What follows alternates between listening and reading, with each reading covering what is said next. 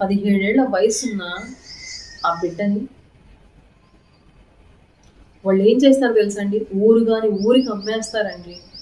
డబ్బు కోసం కాదండి, వాళ్ళకి డబ్బులు లేక కాదు. వాళ్ళకేంటి, వాళ్ళకి డబ్బులు బోళ్ళు ఉన్నాయి.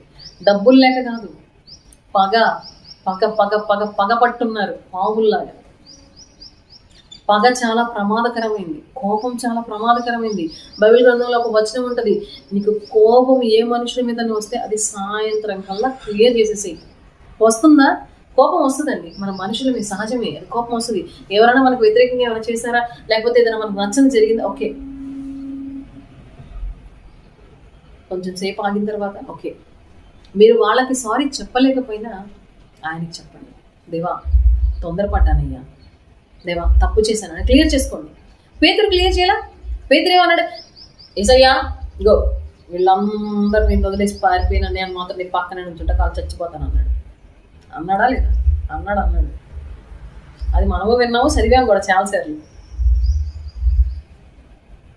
అక్కడ ఆయన తీసుకెళ్ళి ఒక దొంగలాగా, అబ్బో ఎలా అంటే ఈ దేశ ద్రోహులు ఉంటారు కదా, అబ్బా అసలు ఎంత తప్పు చేసిన వాడు అసలు ఈ ప్రపంచంలో ఎవరు లేనట్టుగా బంధించి లాక్కెళ్తారు. వేసే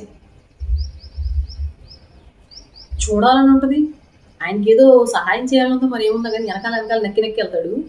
వెళ్ళిన తర్వాత 3 సార్లు ఆయన చెప్తాడు, పేతురు నువ్వు చేసేది నాకు తెలుసు, పేతురు నువ్వు బొంకుతావు, పేతురు కోడి కోయక ముందే ముమ్మారు తెలియదని బొంకుతా, అస్సలు సమస్య, చచ్చిపోతా కావాలంటే. అప్పుడు నిజంగా పేతురు నిజంగా దేవుడు చెప్పినట్టుగానే తప్పు చేస్తాడు. తెలియదని ఎంత ఇదే చెప్తాడంటే శపించుకుంటాడు, తాను శపించుకుంటాడు. అసలు నేను ఆ మనుషుని ఎరగను, ఆ మనుషుడు నాకు తెలియదు, ఆయనతో నాకు ఎటువంటి సంబంధం లేదు అసలు అని అతను కూడా శపించుకుంటాడు. ఆ సందర్భాలు మనం వాక్యం చూస్తే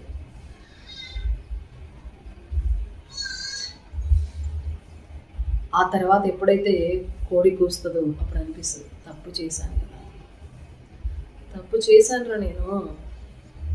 లోపలికి వెళ్ళి వెక్కి ఏడుస్తాడు. ఏడుపు ఎప్పుడు వస్తుందండి? పశ్చాత్తాపం కలిగినప్పుడే. ఎప్పుడు పడితే అప్పుడు ఏడుస్తాం కూర్చొని, కొద్దిసేపు కూర్చొని ఏడుద్దాము భలే ఉంటుంది అని అనుకుంటారు ఎవరన్నా? లేదు. హృదయము బాధ చెందినప్పుడు, వేదన చెందినప్పుడు, తప్పు చేశానన్న బాధ ఆలోచన కలిగినప్పుడు మన హృదయం ద్రవించింది, ఏడుపు వస్తుంది. అప్పుడు ఆయన ఆటోమేటిక్గా ఆయన కన్నీటి ద్వారా దేవుడు చెప్పుకొని ఉంటాడు, అయ్యా మన్నించయ్యా, నేను వేస్ట్ పనికిరాను.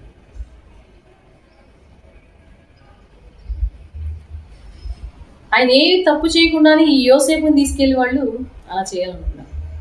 అటు ఇటు ఆఖరిగా అటువైపు ఎవరో వర్తకులు, వ్యాపారస్తులు వెళతా ఉంటే ఒంటల మీద వాళ్ళకి అమ్మేస్తారు డబ్బులకి. అమ్మేసిన తర్వాత ఊరు కాని ఊరు ఐగుప్తు దేశానికి వెళ్ళిపోతాడు ఆయన.